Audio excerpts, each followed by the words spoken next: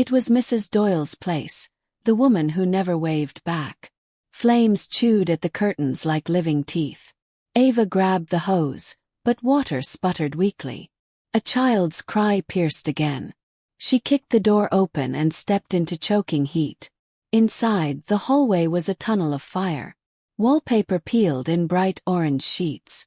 She pressed her sleeve over her mouth and pushed forward until she found the little boy curled behind a table.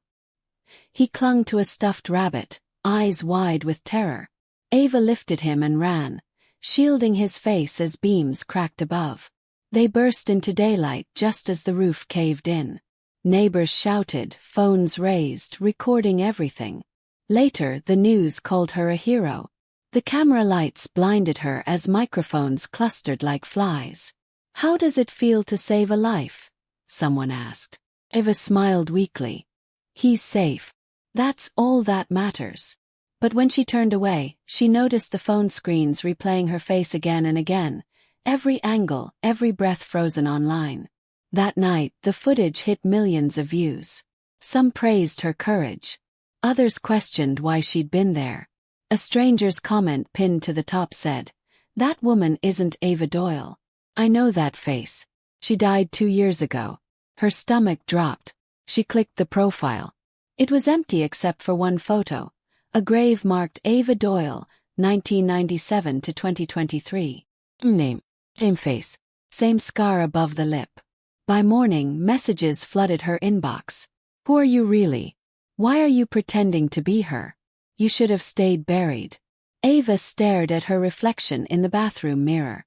The scar burned under her skin like a brand. She whispered, "I'm alive. I'm real." But even her voice sounded uncertain.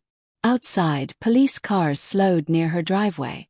The reporters were back, asking questions she couldn't answer. A knock echoed through the door. "Miss Doyle, we need to speak with you." She looked again at her reflection, half hidden by steam, half visible, like two lives trying to exist in one body. The woman in the mirror seemed almost relieved to be seen. Ava reached toward the glass. Her fingertip met the reflections, and for a moment the mirror felt warm, pulsing like skin. Then a crack spread across the surface, thin as a whisper, running straight through her face. Her hand trembled. Outside, another knock. Louder this time. "Miss Doyle." Ava wiped the fog from the mirror, but her reflection didn't move. The woman inside smiled first. The next morning, the town buzzed like a hive. Every screen showed her face. News anchors called her the phantom hero. Ava couldn't step outside without cameras flashing. Even at the grocery store, people whispered and pointed. "That's her," someone murmured. "The one who shouldn't exist." She grabbed a loaf of bread and walked faster, but a hand caught her wrist. It was Officer Reed, calm eyes behind mirrored glasses. "Miss Doyle, come with me. There are questions about your identification." At the station, a man in a gray suit studied her from across the table. "Your fingerprints don't match the records," he said. "They match someone declared deceased 2 years ago." Ava's throat went dry. "There's been a mistake." The man slid a file toward her. Inside was a death certificate with her name, photo, and cause of death. "House fire, March 2023. "I wasn't in that fire," she said softly. "I was away. I lost everything, but I lived." Her voice trembled as she spoke. Reed leaned forward. "Where were you for the last 2 years, Ava?" She hesitated. Images flashed. A hospital bed, bandages, a man whispering, "You're lucky to be alive, but we can't show that face again." "I was recovering," she said. "They called it facial reconstruction. They said no one could know until it healed." The men exchanged glances. "Who's they?" Reed asked. Ava blinked. "The clinic. Dr. Marlowe." But when they checked, the clinic didn't exist. No license, no address, nothing. By evening, she returned home under escort. Her neighbors watched from behind curtains. Someone had spray-painted her mailbox. "Ghost." The word dripped red like blood. Inside, her phone buzzed with another message from the same blank profile. "You shouldn't have come back. The face you wear isn't yours." Her chest tightened. She ran to the bathroom mirror again. The crack had spread wider. Under the fractured light, her reflection looked unfamiliar. Eyes darker, cheekbones sharper. She touched her skin, half expecting it to peel away. The reflection smiled a second too late, almost mocking her. Her phone rang. "Ava Doyle," a woman's voice said. "My name is Elena Frost. I was the nurse on duty the night you were declared dead." Ava froze. "That's impossible. I saw your chart. Your body was never released to family. It disappeared from the morgue." Ava's knees weakened. "Who took it?" Silence. Then, "You need to come see me before they find you again." "Who's they?" The line clicked dead. Car door slammed outside. Ava peeked through the curtain. A black van idled under the streetlight. No plates, windows tinted. She stepped back, heart pounding. Someone knocked softly at the door.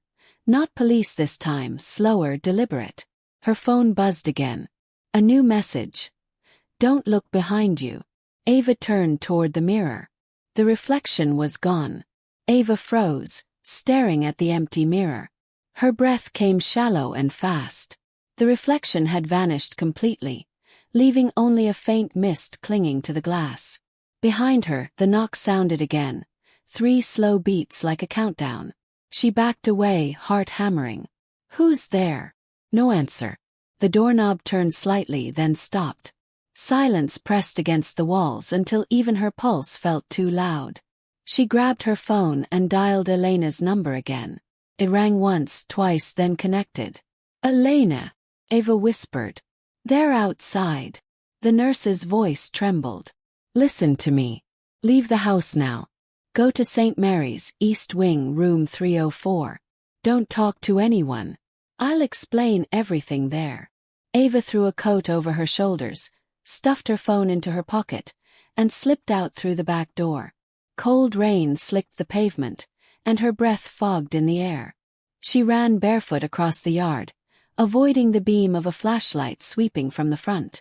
Her car keys jingled softly. She slid into the driver's seat and turned the ignition, praying it wouldn't stall. The engine coughed, then roared to life. Headlights cut through the dark as she sped down the narrow road. In the mirror, she caught a glimpse of the van following. Steady, patient. She pressed harder on the gas. The rain blurred the world into streaks of gray and white. Every turn felt sharper than it should. She reached St. Mary's Hospital 30 minutes later, tires screeching as she stopped under the awning. The building was half abandoned, windows boarded, lights flickering in the corridor beyond the entrance. Inside, the smell of antiseptic mixed with dust. "Elena," she called softly. A shadow moved at the end of the hallway. A woman stepped out, older now, with tired eyes and trembling hands. "You made it," she whispered. "I didn't think they'd let you leave." Ava stepped closer. "What's happening to me?" Elena held up an old photograph. A hospital bed, a woman lying unconscious. "This is you, Ava." But the surgery wasn't reconstruction. It was replacement. They used someone else's skin. Ava's mouth went dry. "What are you saying?" There was another patient. Identical injuries, no surviving relatives. The project was called Erasure. They wanted to prove identity could be rebuilt. When the other woman died, they gave you her face. Ava staggered back. "Whose face is this?" Before Elena could answer, a door burst open behind them. 2 men in surgical masks stepped out, their clothes sterile white. "We told you to stay hidden," one said coldly. "Now everyone will know what you are." Elena pushed Ava toward the emergency exit. "Run!" They sprinted down the corridor as alarms blared. Behind them, the men shouted orders. Ava shoved the exit door open and burst into the rain. Her bare feet slapped the concrete as she ran toward the parking lot lights. The van was waiting. Ava stopped dead, rain pouring over her face as the black van's headlights flared. The driver's door opened and a man stepped out, umbrella held low. It was Dr. Marlowe, the name she'd spoken at the station, the one they said didn't exist. He smiled faintly, voice calm beneath the storm. You should have stayed erased, Ava. She backed away. Why did you do this to me? He took a slow step forward. Because you were dying, and we needed someone who wouldn't be missed. You became the perfect test. A life reborn with another's face. Ava shook her head, tears mixing with the rain. You lied to me. You said I'd been in an accident. You said I'd heal. Marlowe's tone turned sharp. You did heal. Just not as yourself. He motioned toward the van. Come back with me. We'll fix the confusion. By erasing me again. His silence was answer enough. Elena appeared from behind a pillar, holding a small camera. It's over, Marlowe. I've recorded everything. The files, the surgeries, your erased patients. All of it. Marlowe's smile didn't falter. Do you really think anyone will believe a dead nurse and a stolen face? He lunged forward.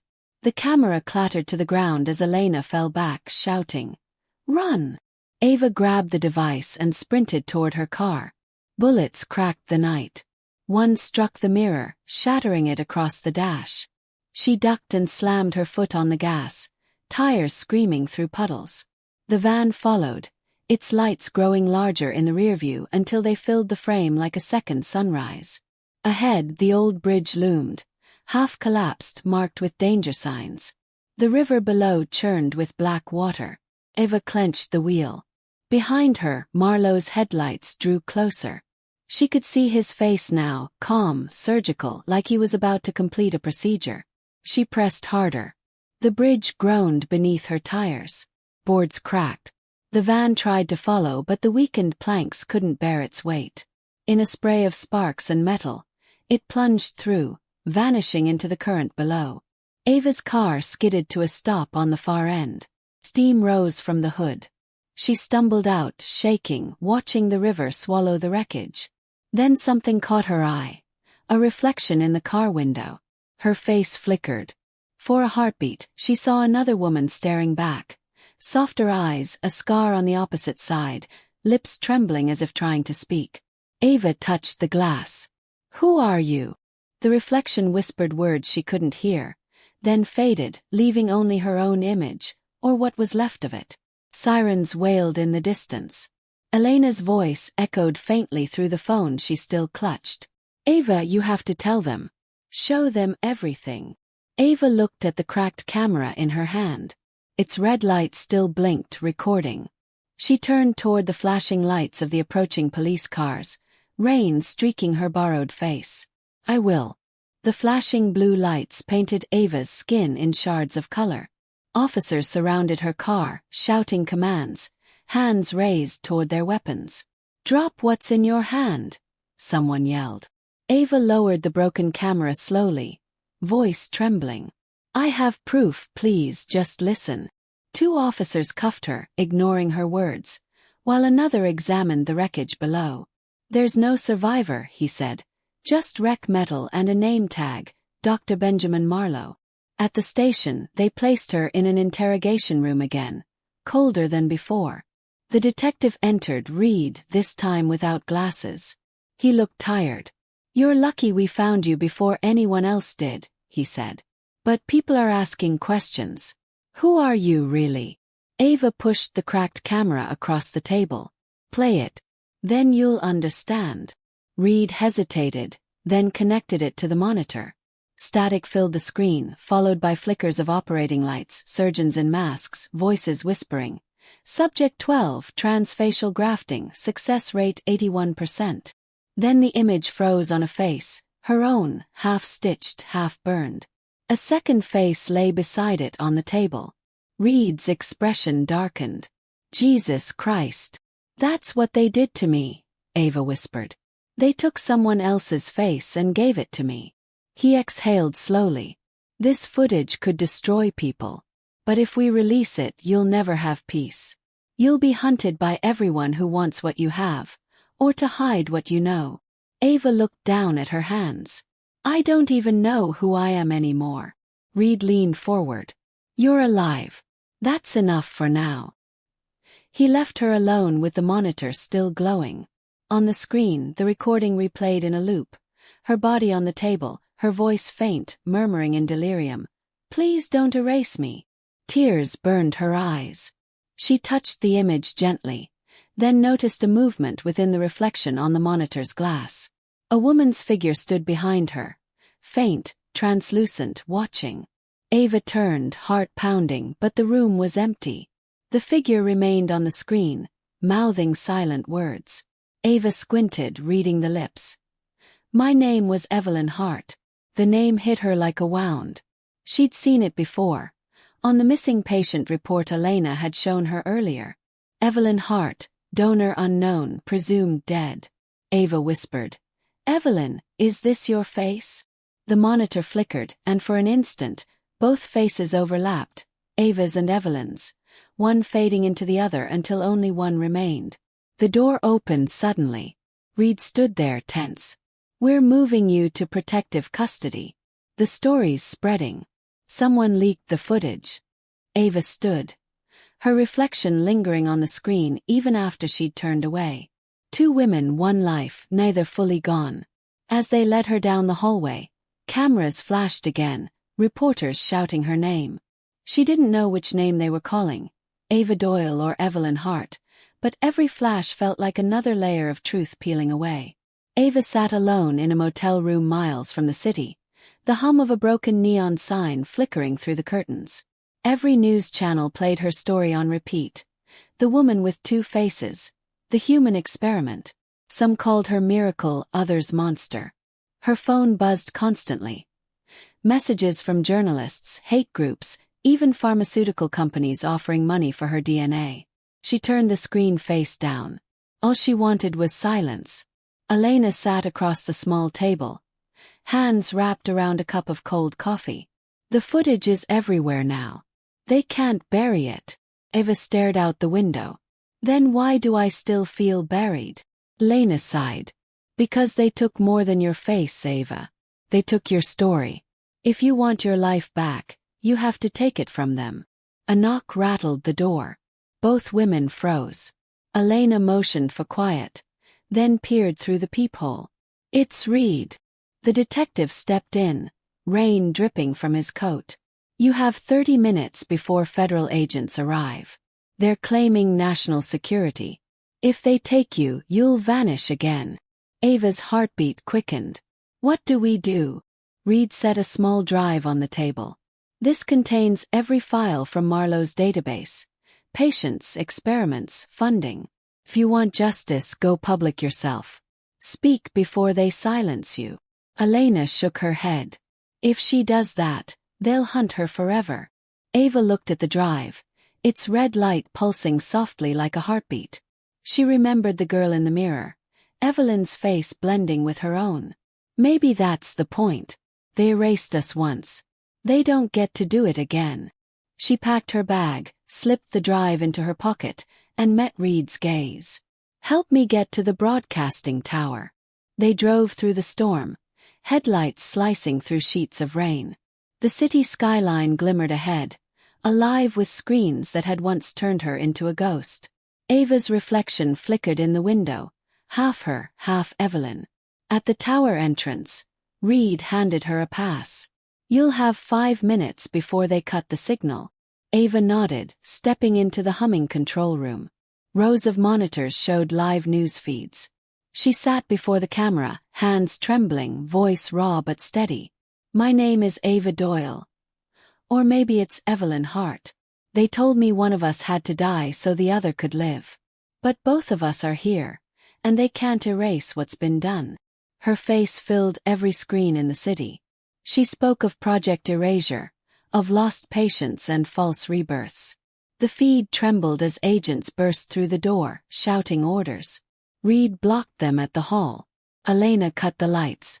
Ava looked straight into the lens.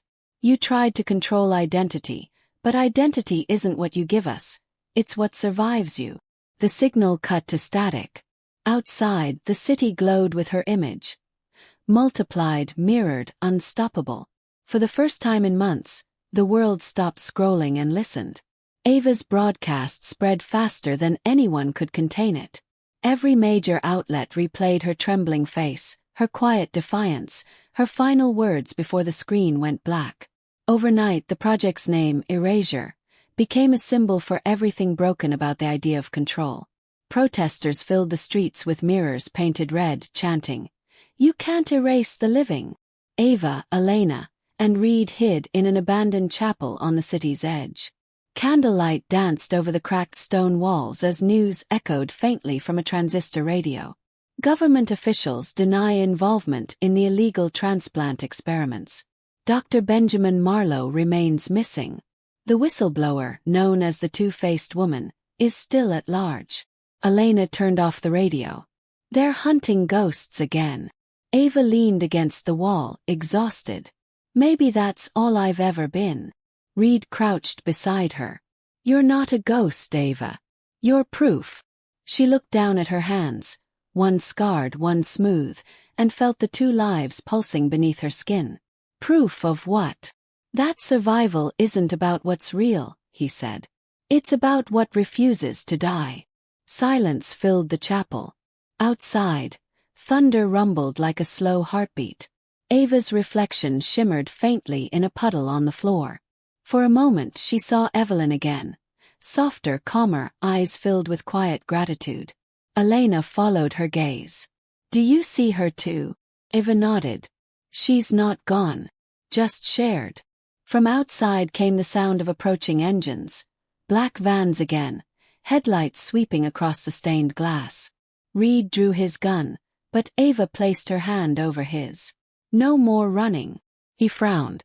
Ava, I started this by hiding, she said. I'll end it by being seen. She stepped outside into the rain, face lifted toward the flashing lights. Reporters, officers, agents, they all converged, shouting her name, cameras already live. Ava raised her hands but didn't flinch. You wanted your story, she said, voice steady. Here's mine. Elena and Reed watched from the doorway as the crowd surrounded her. No one fired. No one dared. The rain softened into mist, and for a moment, the light caught her face in a way that made both women visible. Ava and Evelyn, layered like memory and echo. In that fleeting shimmer she felt peace. The face that had been borrowed now belonged to both of them. Not stolen. Sure. A reporter's voice broke through the hush. Who are you? Ava smiled faintly. Someone who remembers. Cameras flashed, blinding, endless, but she didn't look away. The storm finally eased, leaving the sound of shutters, the rustle of rain, and the soft hum of truth spreading faster than fear. In the chapel behind her, the candles flickered once and went out. And in the puddle at her feet, two reflections became one. They took her that night, but not with violence.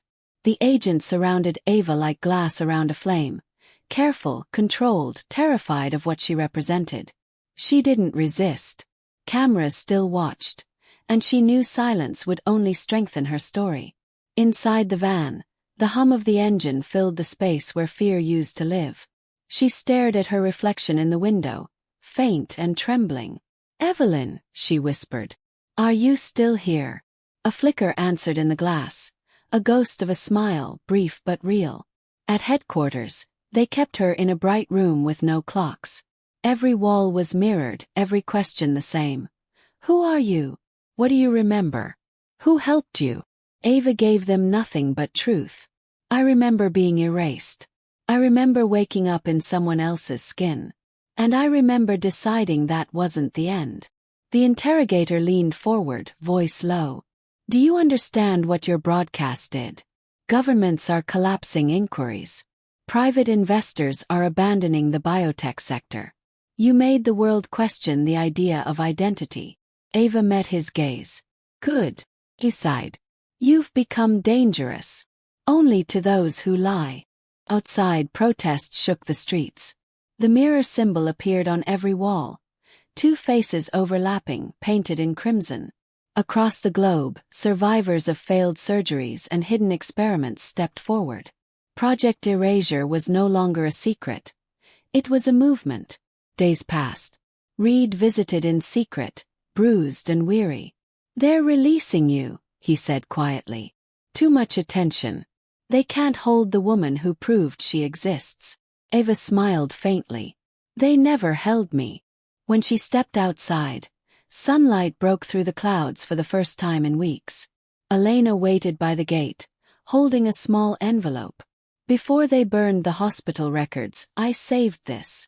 She handed it over. Inside was a photograph. 2 women side by side, faces different but eyes the same. On the back was written, Evelyn Hart, donor, dreamer, never forgotten. Ava's throat tightened. She looked toward the sky. You're free now, she murmured. Elena touched her arm. So are you. That evening, they walked to the riverside where the old bridge had fallen. The current moved slow and heavy, carrying broken pieces of the past. Ava dropped the photograph into the water and watched it drift away. I used to hate my reflection, she said softly. Now I think it's just the proof that I lived twice. Reed stood beside her. What will you do now? She smiled at the fading horizon. Live a life that can't be erased. The wind lifted her hair as the city lights flickered across the water. Somewhere on 1,000 screens, her face still glowed. Half shadow, half light, the story of 2 women who refused to disappear. And as night settled, the last glimmer of Evelyn's reflection smiled back, peaceful at last.